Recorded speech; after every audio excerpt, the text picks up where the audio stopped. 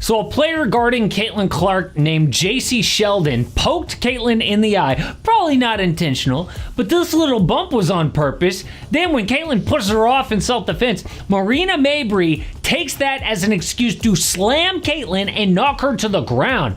What the hell? But the referees gave no ejections, just flagrant ones. Not a good idea, because final minutes of the game, Caitlin's teammate Sophie Cunningham got a little payback on JC Sheldon. Yeah, got a little more payback during the brawl. Oh, refs ejected players that time. But the message was clear. Caitlin's teammates have her back.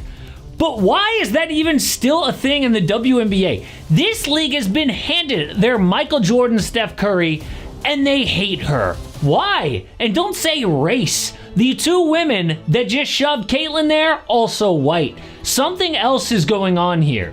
They want nothing to do with Caitlin Clark's popularity, and it's not just the players. For example, this is the greatest women's coach of all time, Gino Auriemma, talking about Caitlin Clark last year. The delusional fan base disrespected the WNBA players by saying she's going to go in that league and tear it apart. These people are so disrespectful and so unknowledgeable and so stupid. And Diana said it best. This kid's in for a rude awakening. This kid's on the wrong team.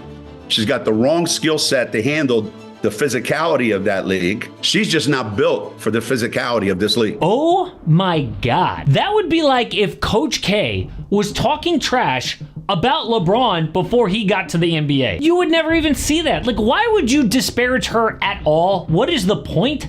Like, in the NBA, people are obsessed with, oh, who's the face of the league? Who's the next face? Is it going to be Anthony Edwards? Going to be Wemby? Why do people care? Because the NBA is most popular with a big face. But you know what's crazy? The NBA just signed a $75 billion media contract.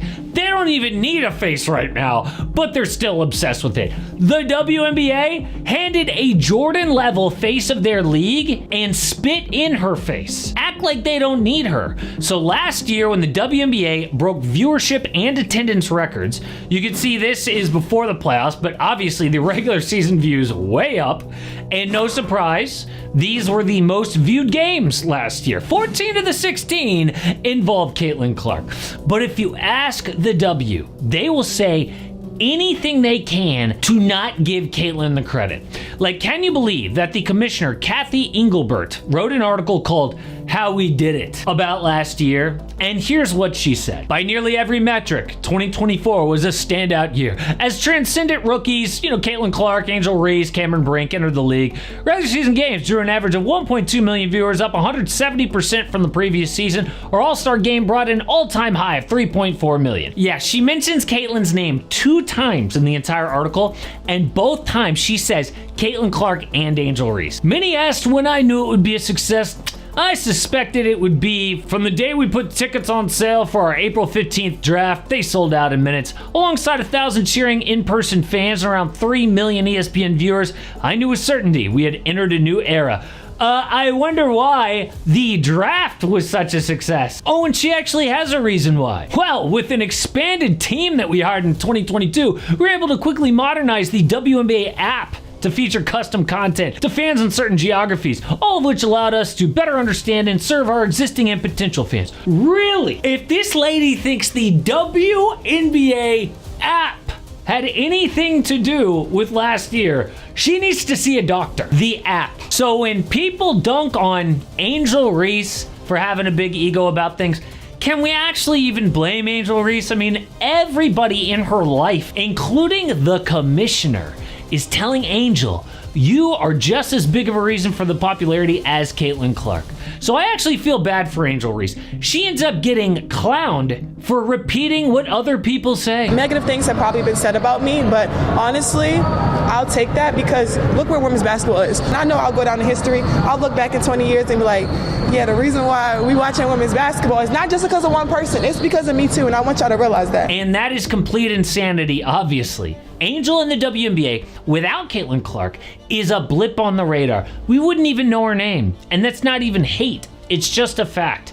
Like, look at home attendance this year for Angel's Sky and Caitlin's Fever. Oh, the one time the Sky broke 10,000 is when the Sky played the Fever and Caitlin was out injured for that game. In fact, tickets that night lost so much value that people bought lower bowl tickets weeks before for an average of $393, but on the resale market, they fell to $20.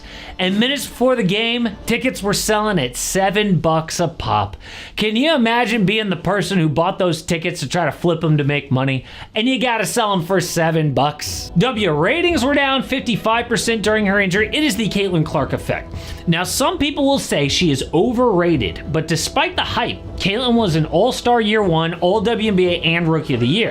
And in her first game back from injury, Caitlin hit 1, 2, 3 straight three-pointers from Steph Curry range. Amazing. And did you see the defense that was drawn up specifically to try to stop Caitlin? You don't see that defense trying to stop Angel Reese. Again, no offense, this is just facts. In that game, her return from injury, Caitlin had 32 points, 9 assists, and 8 rebounds against the best team in the league. New York's first loss of the season. Caitlin had been out for 19 days before that.